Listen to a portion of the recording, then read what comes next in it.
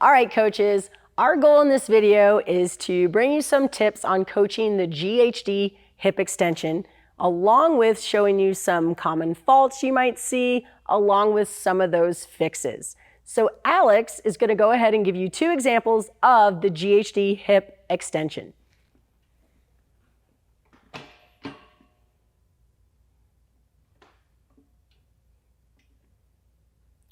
Fantastic. You can relax.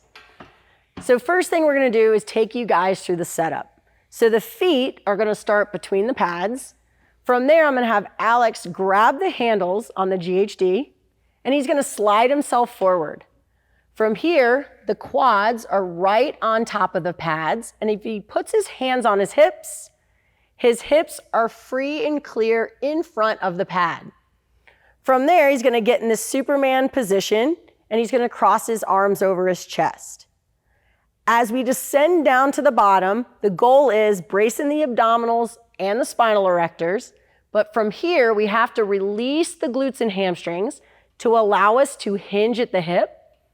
We go down as far as possible, maintaining this nice neutral spine position. And then in order to come back up, we're gonna have our athletes squeeze those glutes and hamstrings, squeeze the backside to pull all the way back up to this tall Superman position and relax.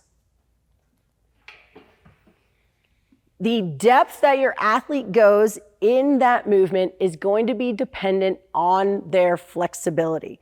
So some key things we want to look for. As Alex comes back out, our goal is for them to maintain that neutral spine.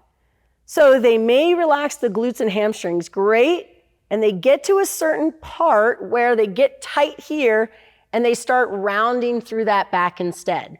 If that's the case, just like in an air squat, we can cue them to arch the back and regain this flat neutral position, and then squeeze the glutes and hamstrings and come back up and relax.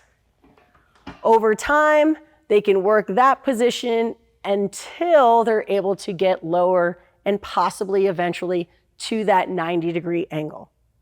The other thing that you have to look out for in your athletes is them not relaxing the glutes and hamstrings as they come down, which will hinder their position as well.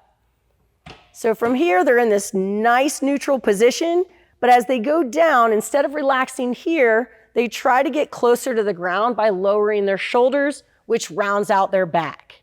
So instead, I want them to come back up to the top, regain that nice position, and my cue would be relax the glutes, relax the backside to allow them to get that hinge at the hip, and then they can squeeze to pull back up and relax.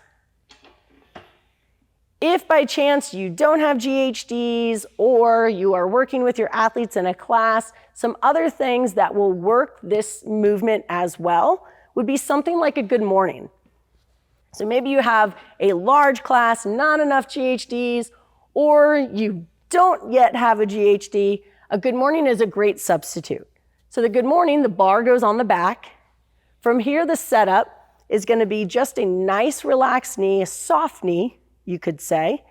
And then from here, just like we did on the GHD, we're going to push the hips back. So we're maintaining this nice neutral back position.